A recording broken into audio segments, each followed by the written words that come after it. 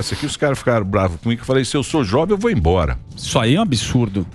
Desculpa, é a tua opinião, mas você vai vazar. Não tá. Eu vou dizer uma coisa pra você. Eu vou dizer uma coisa pra você. Você tem 30 anos. Tá. Certo? Sim. Se ganhar o PT, vai virar socialista. Já é a plataforma dos caras. Sim. O Brasil tá ficando velho. Os aposentados já mexeram na aposentadoria dos velhos. Quem vai sustentar esses velhos?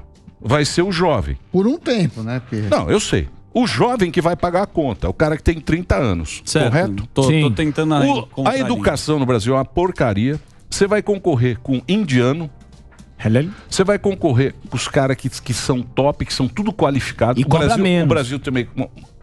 Você não vai ter trabalho. O que você vai fazer? Ah, vai para o lugar pra você ver o quanto você fica avulso também, se você não tiver trabalho fora do país. O Emílio descreveu o maior perigo para uma nação subdesenvolvida. O que eu tô falando é o seguinte: envelhecer antes de enriquecer. Vai ser um país. É o que os caras ficam bravos. É o que os caras ficam bravos, porque o cara não vê lá na frente. Quem paga é quem tá aqui, quem é jovem. O velho não. Eu já sou velho. Já tá feito. Dane-se. É. Dane-se. Pra mim, dane-se. Pros velhos, dane-se. É o cara. Tem que cobrar, fazer a reforma, precisa ter reforma tributária, a reforma política, o Código Penal, o Código Eleitoral, orçamentário, a federativa, tem que fazer tudo. Se não fizer, pega o passaporte e se manda, cara. Manda que vai ser país pobre, de velho, e você vai pagar a conta.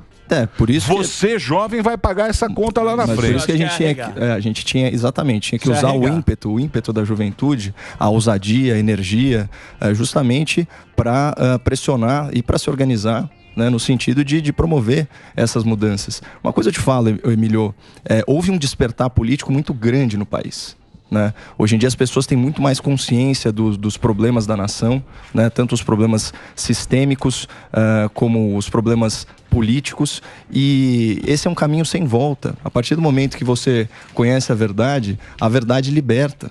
Né? Isso é um ensinamento bíblico, mas também está na nossa poesia com o Renato Russo, né? Ele fala, só a verdade liberta.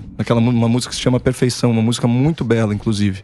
E isso está corretíssimo. A partir do momento que você entende um pouquinho mais como a engrenagem está funcionando, né, como a engrenagem do sistema funciona, ninguém te tira esse conhecimento.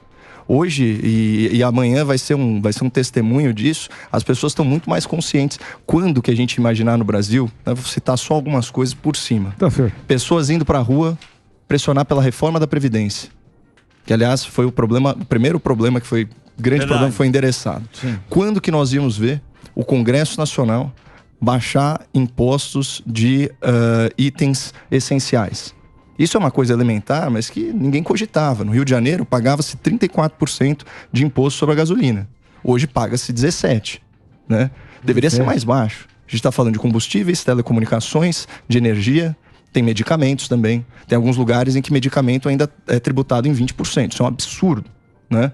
Então, quando a gente começa a ver que, apesar, né, de toda essa fricção que é própria da democracia, as pessoas estão adquirindo uma certa consciência e estão indo às ruas, o Brasil não é mais aquele povo bestializado que foi descrito, né, no golpe da República, lá no final do século XIX. Ele não fica lá atônito, inerte, vendo as coisas. As pessoas, elas estão se movimentando. É que, como diria o Capitão Nascimento, o sistema é...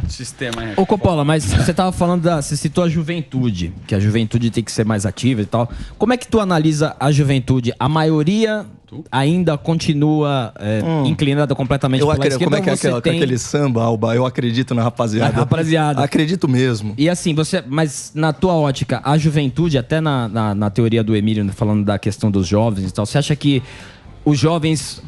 eles estão mais inclinados realmente para a esquerda, ou tem uma parcela dos jovens que estão entendendo com a questão da internet, estão observando toda essa movimentação da possível volta do crime, né? Você acha que tem um jovem pujante também de direita? Pujante e acachapante. Olha, é o seguinte, é muito fácil a gente sentar no nosso pedestal de crítico, apontar o dedo para uma demografia e culpá-los pelos problemas. Se a juventude... está tomando decisões erradas, foi por falta de liderança e por falha de comunicação das gerações anteriores.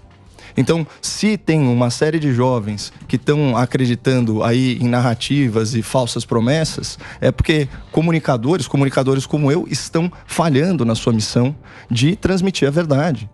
É simples assim, porque o jovem, a índole dele, né, assim como da maioria do povo brasileiro, é uma índole absolutamente honesta. A maioria das pessoas são boas. Né? E obviamente ele está se identificando com essas ideias, com essas promessas, com esses discursos, porque ele foi induzido a pensar que isso vai trazer o bem comum. E é muito difícil mesmo lutar contra o sistema. Quando a gente fala sistema, para não ficar uma coisa genérica, é só pensar: maior emissora do país, já escolheu seu candidato. Jornal com maior circulação no país, já escolheu seu candidato. Revista, né, mais prestigiosa do país, já escolheu seu candidato. Os grandes bancos escolheram o seu candidato. Sistema financeiro escolheu o seu candidato. As elites, os oligopólios escolheram o seu candidato. Imagina você lutar contra tudo isso, né?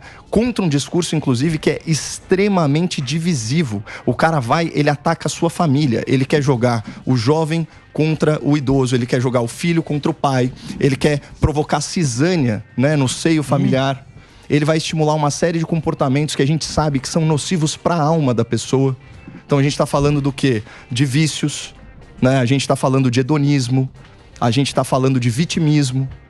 Então eles vão fomentando isso nas pessoas, né, na juventude, e isso produz resultado. Agora, o que a gente está vendo hoje com o jovem, né, consequência de décadas de descaso, sim, com a elite que deveria cuidar da manutenção das boas ideias, eles terceirizaram esse problema e uma força política nefasta se apoderou disso. Esses dias eu estava vendo um vídeo, eu não pude reproduzi-lo porque eu acho que era de algum candidato, mas o exemplo era tão bom, a metáfora era tão boa, Emílio. Ele falou o seguinte: quando você vai fazer uma receita de bolo, certo?